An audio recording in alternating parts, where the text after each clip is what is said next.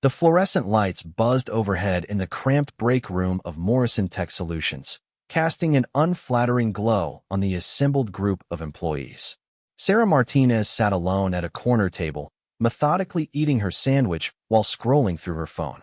At 28, she had learned to appreciate quiet moments like these, though her colleagues interpreted her reserved nature as weakness.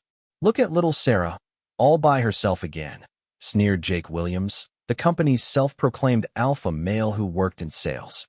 His voice carried across the room, drawing snickers from his usual crew of followers. "What's wrong, Sarah? Too good to sit with the rest of us." Sarah glanced up briefly, her dark eyes meeting Jake's for just a moment before returning to her phone. She had dealt with bullies before, though these corporate versions seemed particularly petty compared to what she had faced in other environments. The sandwich suddenly tasted like cardboard, but she continued eating, unwilling to give them the satisfaction of seeing her retreat. "Maybe she's texting her imaginary boyfriend," chimed in Melissa Chun, Jake's eager sidekick who seemed to feed off his approval. "I bet she's never even been on a real date." The group erupted in laughter, their voices echoing off the sterile walls. Sarah's grip tightened slightly on her phone, but her expression remained neutral. She had perfected this mask over the years, learning to hide her reactions when survival depended on it. Jake swaggered over to Sarah's table, his confidence boosted by his audience. At 6 feet tall with an inflated ego to match his broad shoulders, he towered over her petite frame. "You know, Sarah, if you weren't so weird and antisocial, you might actually be pretty. Maybe I could take you out sometime, show you how a real man treats a woman." Sarah looked up slowly, her voice calm and measured. "Thank you for the offer, but I'm not interested." "Not interested?" Jake's face reddened with embarrassment as his friends watched the rejection unfold. "Listen here, you little mouse. I was being nice, but maybe you need someone to teach you some manners." Before Sarah could respond, Jake grabbed her phone from her hands and held it high above his head. "Maybe if you ask nicely, I'll give it back." The room fell silent except for the nervous giggling from Jake's crew. Sarah stood slowly, her movements fluid and controlled. "Please give me my phone back, Jake." "That's better." Jake smirked, enjoying the power dynamic. "But I don't think you're being sincere enough. Maybe you should get on your knees and beg for it." Sarah's jaw tightened almost imperceptibly. In her mind, she calculated distances, angles, and pressure points. 3 years of intensive combat training had taught her exactly how to end this situation in seconds, but she forced herself to remain calm. These people had no idea what she was capable of, and she preferred to keep it that way. "Jake, this isn't funny anymore. Just give her the phone back," said David Kim, one of the newer employees who rarely spoke up in these situations. His voice wavered with uncertainty, but he stepped forward slightly. "Stay out of this, David," Jake snarled, his attention momentarily diverted. "Nobody asked for your opinion." Seizing the moment of distraction, Sarah moved with lightning speed. In one fluid motion, she stepped forward, applied precise pressure to Jake's wrist, and retrieved her phone before he even realized what had happened. The entire sequence took less than 2 seconds. Jake stared at his empty hand in confusion, then at Sarah, who was already sitting back down, calmly placing her phone on the table. "What the hell just happened?" "You gave me my phone back," Sarah replied simply, taking another bite of her sandwich as if nothing had occurred. The incident left Jake frustrated and confused, but before he could escalate further, their supervisor, Mr. Patterson, walked into the break room. The tension immediately dissipated as everyone scattered back to their desks, leaving Sarah alone once again. The rest of the afternoon passed uneventfully, but Sarah could feel the lingering stares and whispered conversations. She had revealed too much in that brief moment, showing reflexes and precision that didn't match her carefully crafted persona as a quiet, unassuming office worker. As 5 o'clock approached, Sarah gathered her belongings and headed for the elevator. The building was nearly empty, most employees having rushed out to begin their weekends. She preferred the solitude of the late departure, using the quiet time to decompress from another day of maintaining her facade. The elevator doors were about to close when Jake's hand shot between them, forcing them open. He stepped inside with 2 of his friends, Marcus and Tony, blocking Sarah's exit route. The elevator suddenly felt much smaller. "We need to talk, Sarah," Jake said, his voice low and menacing. "You embarrassed me back there, and I don't appreciate being made to look like a fool." Sarah remained calm, her back against the wall of the elevator. "I don't know what you mean. You gave me my phone back, remember? Don't play games with me." Jake stepped closer, invading her personal space. "I know what I felt when you grabbed my wrist. That wasn't normal. What are you, some kind of martial arts freak?" The elevator dinged softly as it descended, the numbers changing slowly from floor to floor. Sarah calculated that she had maybe 30 seconds before they reached the parking garage, where the situation could become much more dangerous with no witnesses around. "Jake, I think you're overreacting," Sarah said, keeping her voice steady. "Maybe we should just forget about what happened and move on." "Forget about it." Jake laughed harshly. "You think you can just humiliate me in front of everyone and then pretend nothing happened? I don't think so." Marcus and Tony flanked Sarah on either side, their presence clearly intended to intimidate. These weren't skilled fighters, but 3 against 1 in a confined space still presented challenges, especially when Sarah was trying to maintain her cover. "Look, guys," Sarah tried once more. "This really doesn't need to escalate. Why don't we all just go home and enjoy our weekend?" "The only way this ends," Jake said, pressing even closer, "is when you admit that you got lucky with some cheap trick, and you apologize for embarrassing me. Then, maybe we can discuss how you're going to make it up to me." The elevator reached the parking garage with a soft ding, and the doors slid open to reveal the dimly lit underground space. Only a handful of cars remained, their owners having long since departed for the weekend. The fluorescent lights flickered intermittently, casting eerie shadows between the concrete pillars. Jake grabbed Sarah's arm roughly as she tried to exit the elevator. "Where do you think you're going? We're not done talking." For the first time since the confrontation began, Sarah allowed a hint of steel to enter her voice. "Let go of my arm, Jake. This is your last warning." Jake laughed, but there was something in Sarah's tone that made him hesitate for a fraction of a second. Then, his ego reasserted itself, and he tightened his grip. "Or what? You'll use another one of your little tricks?" Sarah looked directly into his eyes, and, for a moment, Jake saw something that made his blood run cold. It was the look of someone who had stared death in the face and emerged victorious. Someone who had made life and death decisions in the space of heartbeats. Someone who was far more dangerous than her quiet demeanor suggested. But the moment passed quickly, and Jake's bravado returned. He was bigger, stronger, and had backup. What could one small woman possibly do against the 3 of them? The parking garage echoed with their footsteps as Jake pulled Sarah away from the elevator, his friends following close behind. The sound of a car starting up in the distance suggested that they would soon be completely alone. Sarah allowed herself to be led for a few steps, her mind racing through possibilities. She could end this confrontation immediately, but doing so would raise questions she wasn't prepared to answer. Her cover would be blown, and 3 years of careful work to build a normal life would be destroyed. On the other hand, allowing these men to believe they could intimidate and potentially assault her went against every fiber of her being. She had sworn an oath to protect the innocent, and that included protecting herself from those who would do her harm. "This is far enough," Sarah said quietly, stopping abruptly. Jake turned to face her, his grip still tight on her arm. "I don't think you understand the situation you're in, Sarah. You're outnumbered, alone, and no one knows where you are. Maybe it's time you learned some respect." Sarah's training kicked in as she assessed the immediate threats. Jake was directly in front of her, approximately 6 feet tall, 200 pounds, right-handed based on which hand held her arm. Marcus was to her left, slightly shorter but stockier, favoring his right leg suggesting an old injury. Tony was to her right, nervous energy indicating he was less committed to violence than the others. The parking garage provided both advantages and disadvantages. The concrete pillars could be used for cover or as weapons, but the confined space limited her movement options. The lighting was poor, which could work in her favor given her training in low-light combat scenarios. "Let me go, Jake," Sarah said one final time, her voice carrying an authority that seemed to come from somewhere deep within. "Walk away now, and we can pretend this never happened." Instead of releasing her, Jake's other hand moved toward her face in what was clearly intended as a threatening gesture. But Sarah had given him every opportunity to back down, and her patience was exhausted. What happened next would change everything for all of them, setting in motion a series of events that would reveal truths none of them were prepared for.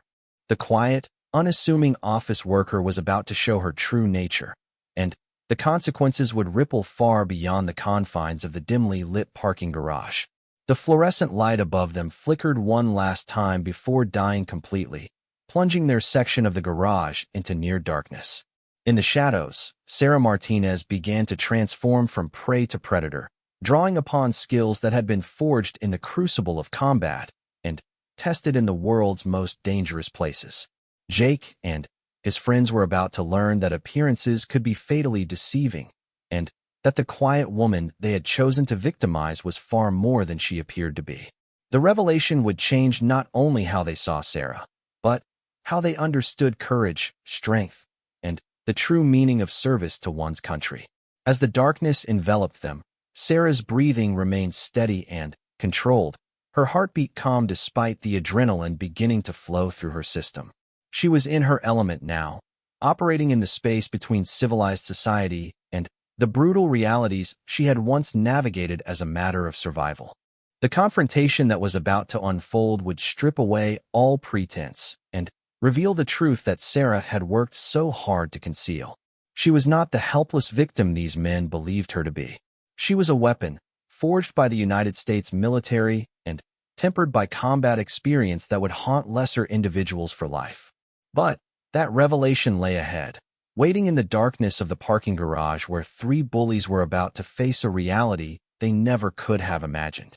The silence in the darkened parking garage stretched for several heartbeats, broken only by the distant hum of ventilation systems and the muffled sounds of traffic from the street above.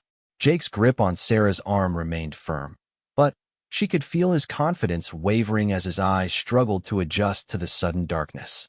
"Great. Now we can't see anything," Marcus muttered, his voice carrying a note of uncertainty that hadn't been there moments before. Sarah remained perfectly still, her breathing controlled and silent. The darkness that seemed to disadvantage her attackers was actually her ally. During her years of service, she had spent countless hours training in low-light and no-light conditions, learning to navigate and fight using senses other than sight. "The emergency lights should kick in any second," Tony said nervously, pulling out his phone to activate its flashlight.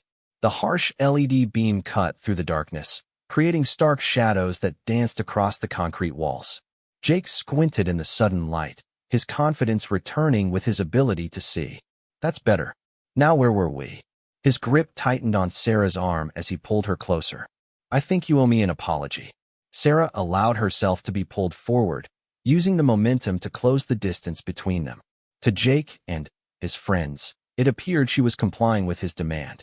In reality, she was positioning herself for maximum tactical advantage. "I'm sorry, Jake," she said softly, her voice carrying what sounded like genuine remorse. "You're right. I shouldn't have embarrassed you in front of everyone." Jake's ego swelled at her apparent submission. "That's more like it. See how easy that was? Now maybe we can work something out that benefits both of us." The implication in his words was unmistakable, and Sarah felt the familiar cold focus that had served her well in hostile territory. She had tried reasoning, tried de-escalation, tried appealing to whatever decency these men might possess. Now she would use the language they understood best. "What did you have in mind?" Sarah asked, taking a small step closer to Jake. Her movement appeared submissive, but she was actually positioning herself within striking distance of all three men. Jake's smile was predatory in the harsh light of Tony's phone. "Well, maybe you could show us how sorry you really are. I'm sure we can think of some ways for you to make it up to us." Marcus laughed crudely, moving closer to block any potential escape route toward the elevator. Tony remained where he was, holding the light, but Sarah could see his discomfort with the direction the conversation was taking. "I don't know about this, guys," Tony said hesitantly. "Maybe we should just let her go?" She apologized. "Shut up, Tony," Jake snapped without taking his eyes off Sarah. "She needs to learn that actions have consequences." Sarah nodded slowly, as if accepting her fate. You're absolutely right, Jake. Actions do have consequences. What happened next occurred so quickly that Tony's phone light barely captured it. Sarah's free hand shot up in a precise strike to Jake's wrist, hitting the exact pressure point that would force his fingers to release their grip. Simultaneously, she pivoted on her left foot, using Jake's own momentum against him as she threw him over her shoulder in a perfect judo throw. Jake hit the concrete with a sickening thud, the air rushing from his lungs in a painful wheeze. Before Marcus could react, Sarah was already moving, her body flowing like water as she swept his legs and sent him crashing into a nearby concrete pillar. Tony stood frozen, his phone light wavering as his hands shook. In the space of 3 seconds, his two companions had gone from confident aggressors to groaning heaps on the garage floor. "Drop the phone and step back," Sarah commanded, her voice now carrying the unmistakable authority of someone accustomed to being obeyed under life-or-death circumstances. Tony immediately complied, the phone clattering to the ground and casting crazy shadows as it spun. The garage plunged back into relative darkness, lit only by the faint glow of emergency lighting that had finally activated. Sarah could hear Jake struggling to breathe behind her and Marcus groaning as he tried to pull himself upright. Neither of them posed an immediate threat, but she kept her attention focused on Tony, who seemed the most likely to try something stupid in his panic. "Please," Tony whispered, his voice barely audible. "I didn't want to do this. I just went along because they're my friends." "Your friends?" Sarah asked, incredulous. "Your friends just planned to assault a woman in an isolated parking garage, and you think loyalty to them is more important than doing what's right?" Tony had no answer for that, standing frozen as the implications of what they had been planning fully sank in. In the dim light, Sarah could see tears starting to form in his eyes as he realized how close he had come to being an accessory to something truly terrible. Jake finally managed to catch his breath, rolling onto his side and glaring up at Sarah with a mixture of pain and disbelief. "What the hell are you?" he gasped.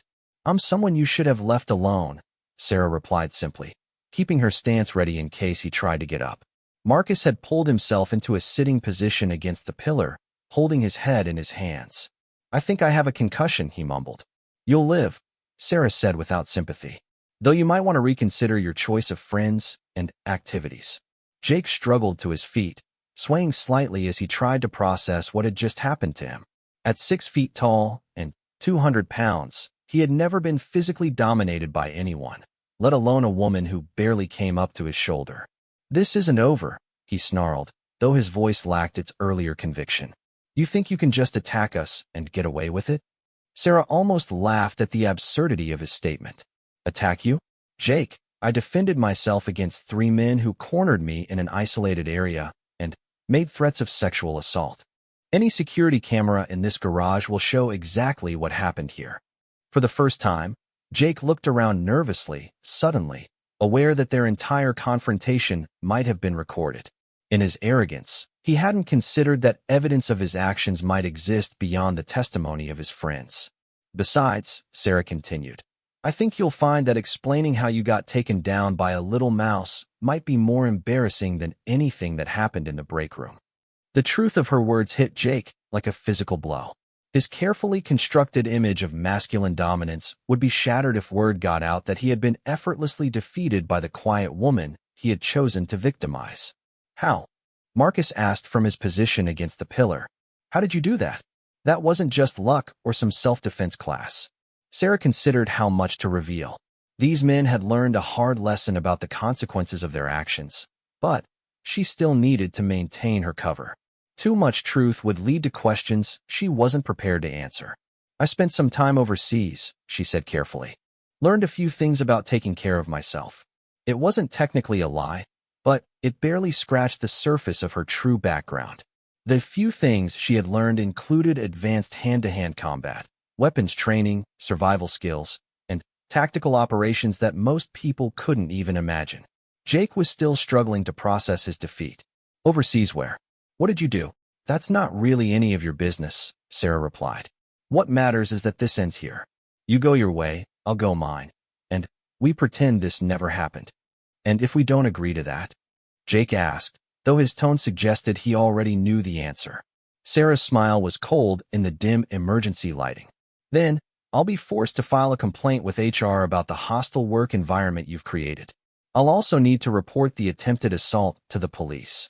I'm sure they'll be very interested in the security footage and my testimony about what happened here tonight. The three men exchanged glances, finally, understanding that they were in a position of weakness, not strength. Sarah held all the cards, and they were entirely at her mercy. We won't say anything, Tony said quickly. I promise. This whole thing was a mistake. Marcus nodded emphatically from his position against the pillar. He's right. We got carried away. It won't happen again. Jake remained silent for a long moment, his pride warring with his survival instincts. Finally, grudgingly, he nodded. Fine. We forget this happened. Good choice, Sarah said, retrieving her purse from where it had fallen during the confrontation. I suggest you all take some time to think about what kind of men you want to be. Because the path you were on tonight leads to places you don't want to go. She walked toward the garage exit, leaving the three men to nurse their wounds and their wounded pride. As she reached her car, she could hear them helping Marcus to his feet and whispering among themselves. But she didn't look back. The drive home was quiet, giving Sarah time to decompress from the confrontation. It had been 3 years since she had last used her combat training in a real-world situation, and muscle memory had taken over before she could fully consider the consequences. Her apartment was a modest one-bedroom in a quiet neighborhood, carefully chosen for its anonymity and multiple exit routes. Sarah had learned to never fully relax, even in civilian life. Too many enemies remained from her years of service, and maintaining a low profile was essential for her survival. As she poured herself a glass of wine and settled into her favorite chair, Sarah reflected on the evening's events. The confrontation had been inevitable from the moment Jake decided to target her, but she worried about what questions might arise from her display of combat skills. Her cover identity as a quiet office worker was more than just a job. It was a lifeline that connected her to the normal world she had fought to protect. Blowing that cover would mean starting over again, rebuilding her life from scratch in a new city with a new identity. The phone rang, interrupting her thoughts. Sarah glanced at the caller ID and felt her blood run cold. It was a number she hadn't seen in over a year, one that connected her to a past she had worked hard to leave behind. Martinez, she answered, using the crisp military tone she had never quite been able to shake. Sarah, it's Commander Davis. We need to talk. The familiar voice brought back a flood of memories that Sarah had spent years trying to suppress. Commander Rebecca Davis had been her commanding officer during some of the most dangerous missions of her career, and hearing from her now could only mean one thing. I'm out, Commander. You know that. I completed my service and my contract. I know what your paperwork says, Sarah. But we both know that people with your skills are never really out. Not when the country needs them. Sarah closed her eyes, feeling the weight of her past pressing down on her like a physical force. What's the situation? Not over the phone. Can you meet me tomorrow? The usual place? The usual place was a small cafe in downtown that had served as a safe meeting spot during Sarah's transition to civilian life. It was neutral territory, public enough to be safe, but private enough for sensitive conversations. I'll be there at 10, Sarah agreed, though every instinct told her she was making a mistake. Thank you, Sarah. And Sarah? What happened tonight in your office building's parking garage? That was good work. Clean, efficient, minimal collateral damage. The line went dead before Sarah could respond, leaving her staring at the phone in shock. How could Davis possibly know about the confrontation? It had happened less than 2 hours ago, and there had been no official reports filed. The realization that she was being watched sent a chill down Sarah's spine. Despite her attempts to build a normal life, it seemed that her past was never really gone. Someone had been monitoring her activities, tracking her movements, waiting for the right moment to pull her back into a world she had fought so hard to escape. As Sarah sat in her quiet apartment, wine glass forgotten in her hand, she realized that her carefully constructed civilian life was about to come crashing down. The confrontation with Jake and his friends had been just the beginning. Forces were already in motion that would drag her back into the shadows where she had once operated, where life and death decisions were made in split seconds, and moral ambiguity was the norm. The quiet office worker facade was about to be stripped away, revealing the trained killer underneath. And this time, there might be no going back to the normal life she had worked so hard to build. Tomorrow's meeting would change everything, setting in motion events that would test every skill she had learned and every principle she held dear. The question was whether she was ready to return to the darkness she had fought so hard to escape, or if 3 years of civilian life had made her soft. As the night deepened around her apartment, Sarah Martinez began the mental preparation she hadn't needed in years, readying herself for whatever mission Commander Davis had in store. The stakes were always high when Davis called, and Sarah had a sinking feeling that this time would be no different. The transformation had already begun, the office worker giving way to the warrior she had never truly stopped being. The morning sun filtered through the blinds of Sarah's apartment, casting geometric shadows across the hardwood floor. She had slept poorly, her dreams filled with memories of operations gone wrong and teammates who hadn't made it home. The call from Commander Davis had awakened something she had worked hard to suppress, and now there was no going back to the peaceful ignorance of civilian life. Sarah dressed carefully for the meeting, choosing clothing that appeared casual but allowed for maximum mobility. Old habits died hard, and she found herself checking exits and sight lines as she prepared to leave. Her reflection in the mirror showed a woman who looked tired but determined, someone carrying the weight of experiences that most people couldn't imagine. The cafe Davis had specified was a 20-minute drive through downtown traffic. Sarah arrived early, as was her custom, and selected a table with clear views of all entrances and exits. The morning crowd provided good cover, with business people grabbing coffee before work and students hunched over laptops with their textbooks. Commander Rebecca Davis arrived precisely at 10 o'clock, her military bearing unmistakable despite her civilian clothes. At 52, she remained in excellent physical condition, her gray hair cut in a practical style that spoke of someone who valued function over form. Her eyes swept the cafe with the same tactical awareness that Sarah displayed, noting potential threats and escape routes in seconds. "You look good, Martinez," Davis said as she sat down across from Sarah. "Civilian life seems to agree with you." "It did until last night," Sarah replied. "How long have you been watching me?" Davis smiled, but there was no humor in it. "We never stopped watching you, Sarah. People with your background and skills represent too valuable an asset to simply lose track of. The question is whether we've needed to intervene. And now you do?" "Now we do." Davis signaled the waitress for coffee before leaning forward slightly. "Tell me about the incident in the parking garage." Sarah had spent the drive over preparing for this conversation, knowing that Davis would want a full debrief. She recounted the events accurately but clinically, stripping away the emotion and focusing on the tactical elements that would interest her former commander. 3 civilian males, no military or law enforcement training, escalating from harassment to implied sexual assault, Davis summarized when Sarah finished. "You handled it with appropriate force and minimal exposure. Well done." "It wasn't supposed to happen at all," Sarah said. "I've spent 3 years building a cover identity that wouldn't attract attention. And you've done an excellent job. But sometimes circumstances beyond our control force us to act. The question is what we do next." The waitress brought Davis her coffee, and both women waited until she was out of earshot before continuing their conversation. Sarah noticed that Davis kept her hands visible on the table, a sign of trust between former comrades who had learned to read body language as a survival skill. "What's the mission?"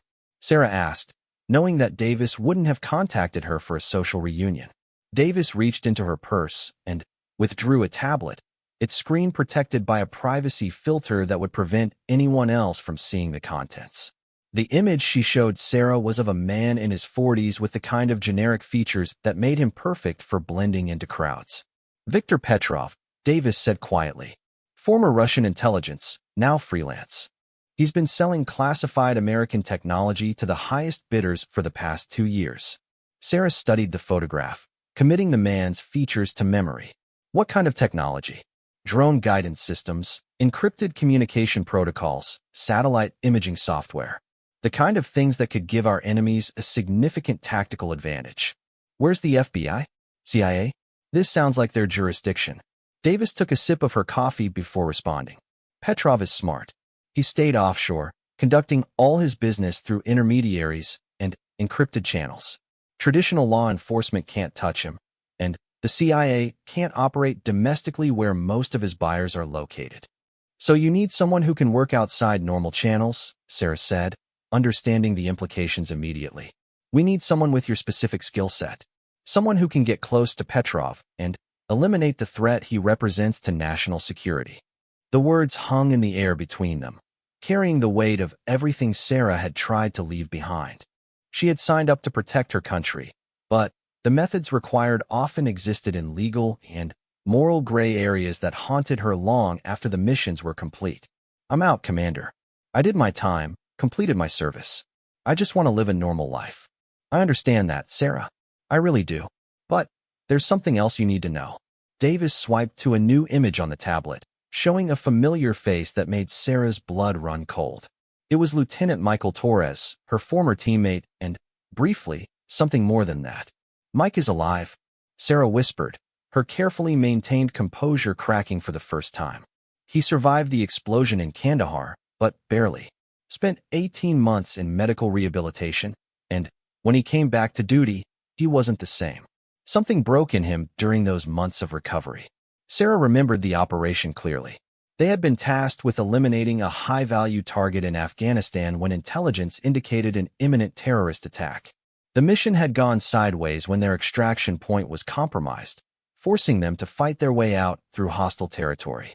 Mike had stayed behind to cover their retreat, and the building he was in had been destroyed by an explosion that should have killed everyone inside. Sarah had carried the guilt of his presumed death for 3 years, wondering if there was something she could have done differently. Where is he now? Sarah asked. That's the problem. We think he's working with Petrov. Intelligence suggests that Mike is the one providing Petrov with the detailed knowledge needed to identify and steal our most sensitive technology. The betrayal hit Sarah like a physical blow. Mike Torres had been more than just a teammate. He had been someone she trusted with her life on multiple occasions. The thought that he might now be working against everything they had fought to protect was almost incomprehensible. Are you sure? Sarah asked, though she could see in Davis's eyes that the commander was certain. Surveillance photos from 3 different European cities, each corresponding to major technology thefts. Communications intercepts placing someone with his voice patterns in contact with known Petrov associates. It's him, Sarah. Sarah stared at the tablet screen, trying to reconcile the image of her former teammate with the idea of him as a traitor. Mike had always been idealistic, believing deeply in their mission to protect American interests and innocent lives. What could have changed him so completely? What happened to him? Sarah asked. What broke him during his recovery? Davis hesitated before answering. The explosion left him with severe injuries that ended his active duty career. But, more than that, he found out about some of the collateral damage from our operations. Civilian casualties that weren't reported in the official records. He always struggled with the moral complexity of our missions, Sarah remembered. He wanted everything to be black and white, good versus evil. But real operations aren't that clean. The psychological evaluation suggested that his injuries, combined with disillusionment about the nature of our work, created a perfect storm for recruitment by hostile forces. Petrov is known for targeting former military personnel who feel betrayed by their governments. Sarah felt a familiar weight settling on her shoulders, the burden of responsibility she had carried during her years of active service. Mike's betrayal wasn't just a professional problem, it was personal. She had failed to see the signs, failed to help him process the moral ambiguity of their work. What exactly are you asking me to do? Sarah asked, though she suspected she already knew the answer. Petrov is planning a major operation in the United States. Intelligence suggests he's putting together a team to steal quantum computing technology from a defense contractor in California. We need someone to infiltrate his operation and stop it. And Mike? Davis's expression hardened. Mike Torres is a traitor who has betrayed his country and his oath. He needs to be handled accordingly. The euphemism wasn't lost on Sarah. Handled meant eliminated, just as Petrov would be eliminated. The mission would require her to kill the man she had once cared for, the teammate she had mourned for 3 years. I need time to think about this, Sarah said, though both women knew she would ultimately accept the mission. Time is something we don't have much of, Davis replied. Petrov's team is already in the country. We estimate you have 72 hours before they make their move." Sarah closed her eyes, feeling the familiar weight of duty crushing down on her attempts at a normal life. Every instinct told her to walk away, to maintain the quiet existence she had built. But she also knew that if Petrov succeeded in his mission, the technology he stole could be used against American forces around the world. "What resources would I have?" "Full operational support, but you'd be working alone in the field. We can't risk official involvement if something goes wrong. Plausible deniability is essential." "The same rules as before," Sarah said bitterly. "If I get caught or killed, the government disavows any knowledge of my actions." "Those have always been the rules, Sarah. You knew that when you signed up." Sarah opened her eyes and looked directly at Davis. "And if I refuse?" "Then Petrov completes his mission, our technology ends up in enemy hands, and American lives are put at risk around the world. Plus, you'll spend the rest of your civilian life looking over your shoulder, wondering when his people will come for you." "What do you mean?" Davis showed her another image on the tablet, this one clearly taken with a telephoto lens. It showed Sarah leaving her apartment building that morning, unaware she was being photographed. "Petrov's people have identified you as a potential threat. Your actions in the parking garage last night were observed and reported. They know who you are, Sarah, and what you're capable of. The only question is whether you're going to wait for them to come to you, or if you're going to take the initiative." Sarah studied the photograph, noting the quality and angle. Whoever had taken it was a professional, someone with training and equipment. Her cover wasn't just blown, it was completely compromised. "So my choices are to accept the mission or spend the rest of my life as a target?" "I'm sorry, Sarah. I know this isn't what you wanted, but sometimes we don't get to choose our battles. Sometimes they choose us." Sarah thought about the quiet life she had built, the simple routines that had given her peace after years of violence and moral ambiguity. All of it was gone now, swept away by forces beyond her control. The only question was whether she would go down fighting or try to run and hide. But even as the thought occurred to her, Sarah knew she couldn't run. Too many innocent lives hung in the balance, and she had sworn an oath to protect them regardless of the personal cost. Mike Torres had forgotten that oath, but she hadn't. "What's the operational timeline?" Sarah asked, accepting her fate. Davis smiled, recognizing the tone of acceptance in Sarah's voice. "I have a full briefing package prepared. Safe house, weapons, intelligence reports, everything you'll need to plan your approach." "And extraction?" "Same as always. You complete the mission and disappear. We'll provide you with a new identity and relocate you somewhere safe." Sarah nodded, understanding that her life as Sarah Martinez was effectively over. Whether she survived the mission or not, the quiet office worker who had tried to blend into suburban anonymity would cease to exist. As they prepared to leave the cafe, Davis reached across the table and touched Sarah's hand briefly. "For what it's worth, I'm sorry it came to this. You deserved better after everything you've done for your country." "We all deserve better," Sarah replied. "But we work with what we're given."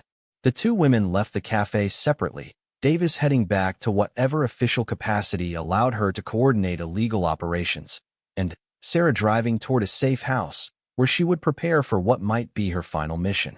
As she navigated through traffic, Sarah found herself thinking about Jake and his friends, still probably nursing their bruises and wounded pride from the previous evening. Their petty bullying seemed almost quaint compared to the life and death stakes she was about to face again. The transformation was already underway, the civilian facade falling away to reveal the trained operative underneath.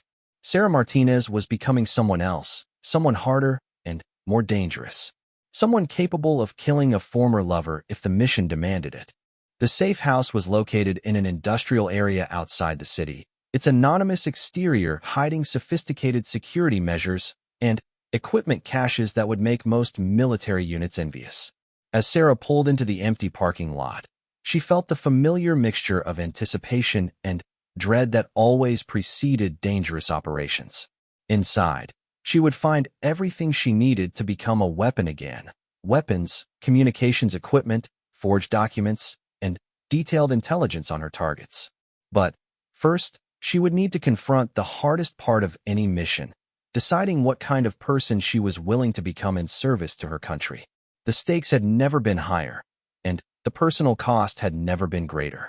But as Sarah Martinez walked toward the safe house door, she carried with her the training and determination that had seen her through countless dangerous missions. This time, however, she would be fighting not just for her country, but for the memory of the man Mike Torres had once been, and for the hope that some part of him might still be worth saving. The safe house smelled of disuse and cleaning chemicals, its sparse furnishings and reinforced windows telling the story of a place designed for function rather than comfort. Sarah moved through the space methodically, checking security measures and familiarizing herself with the layout. Old habits died hard, and she found herself automatically cataloging potential defensive positions and escape routes. The briefing materials were laid out on a metal table in the center of the main room. Davis had been thorough, providing detailed dossiers on Petrov and his known associates, architectural plans of the target facility, and intelligence reports spanning the past 6 months. Sarah poured herself coffee from the machine in the corner and began her preparation for what could be her final mission. Viktor Petrov's photograph stared back at her from the files, his unremarkable features hiding a brilliant tactical mind. Born in Moscow in 1979, he had served in Russian military intelligence before going freelance in 2018. His specialty was recruiting disillusioned former military personnel from Western nations, using their insider knowledge to identify and steal sensitive technologies. The target was Quantum Dynamics Corporation, a defense contractor located in a business park 30 miles outside Los Angeles. They specialized in quantum computing applications for military use, developing encryption systems, and targeting algorithms that represented the cutting edge of American technological superiority. According to intelligence reports, Petrov's team had been conducting surveillance on the facility for 2 weeks.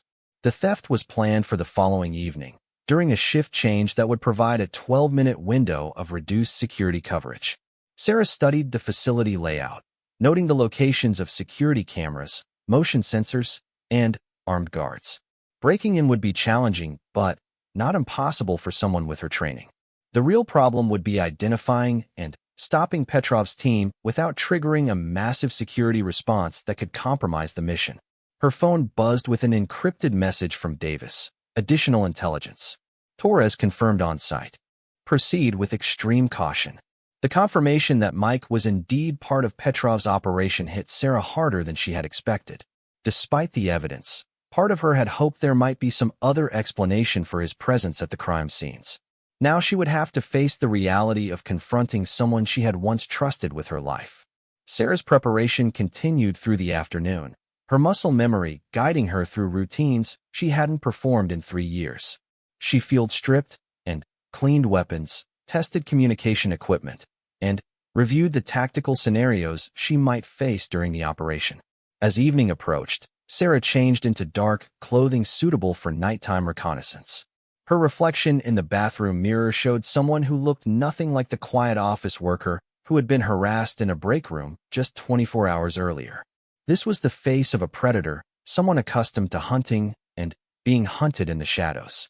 The drive to the Quantum Dynamics facility took 45 minutes through increasingly sparse suburban development.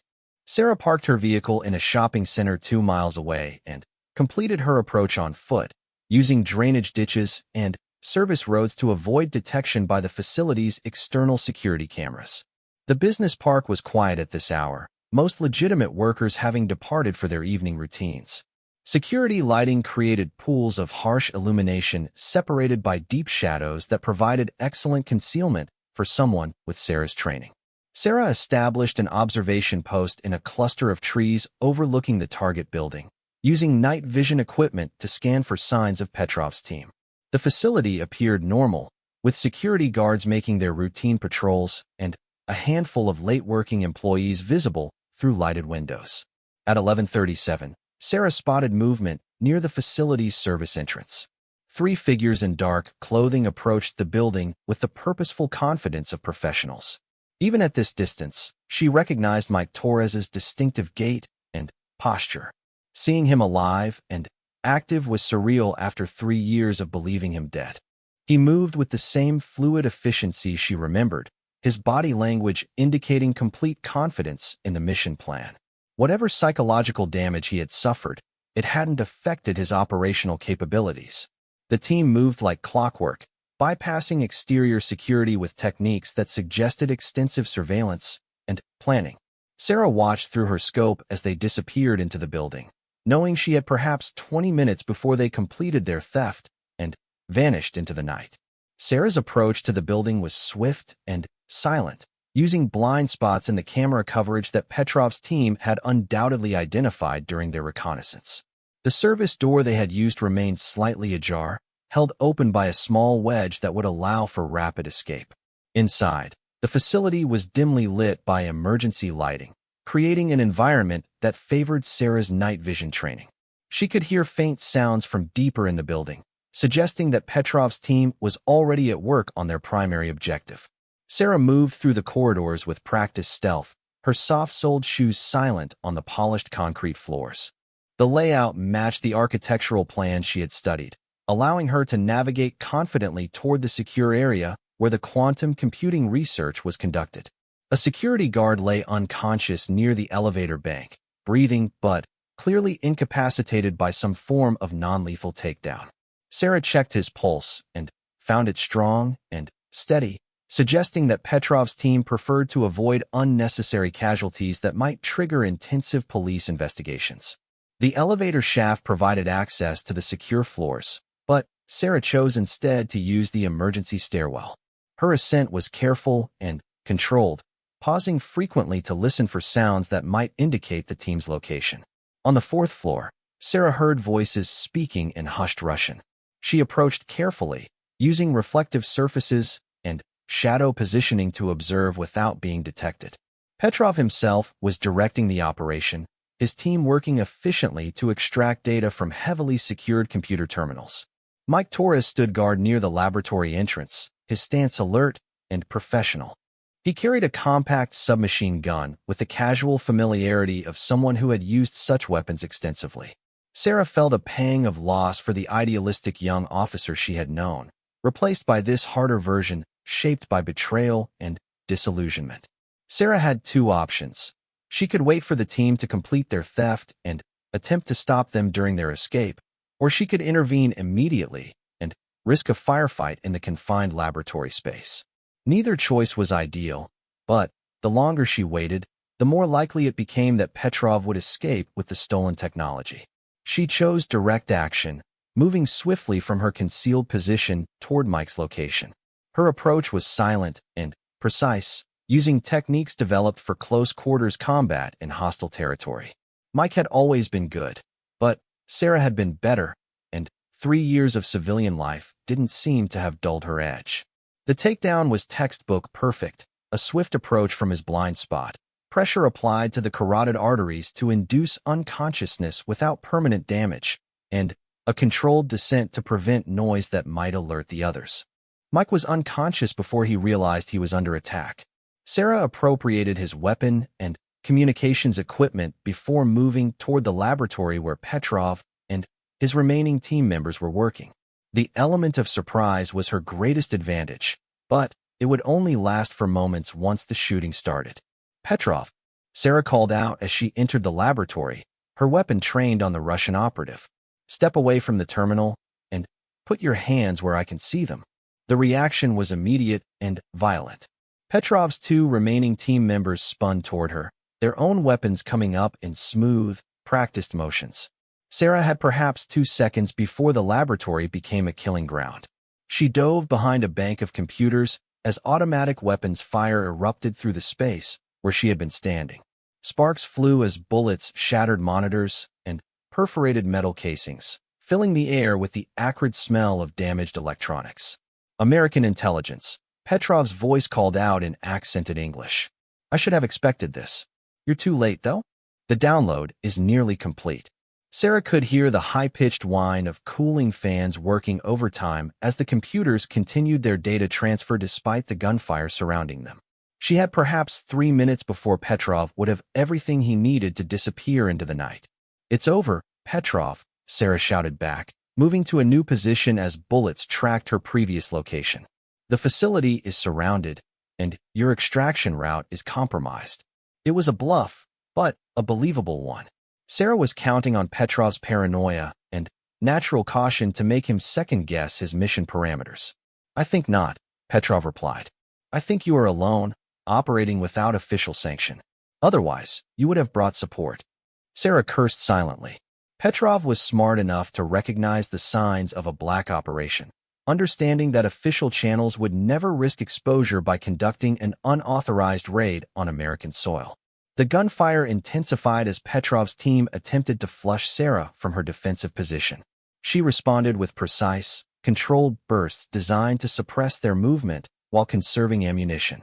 Her military training emphasized accuracy over volume, making every shot count when resources were limited.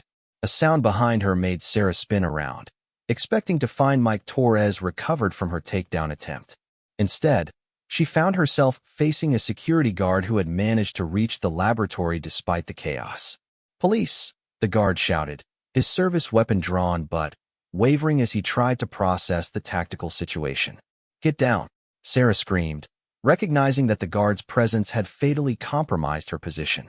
Petrov's team would have no hesitation about killing a civilian witness to protect their operation. The guard's confusion lasted just long enough for one of Petrov's men to acquire a target. Sarah saw the muzzle flash an instant before she heard the gunshot, followed immediately by the guard's cry of pain as the bullet found its mark. Sarah's response was instinctive and lethal. Her return fire was precise and deadly, dropping the shooter before he could fire again. The laboratory fell silent except for the wounded guard's labored breathing and the continued whining of computer cooling systems. "One down," Petrov observed clinically. "But you cannot protect everyone, American. And my download is nearly complete." Sarah checked on the wounded guard, finding him conscious but losing blood from a shoulder wound. He would live if he received medical attention soon, but he needed immediate evacuation from the combat zone. "This doesn't have to end with more death," Sarah called out.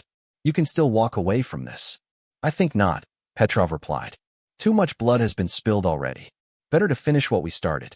Sarah heard movement in the corridor outside the laboratory, suggesting that Mike Torres had recovered and was moving to flank her position.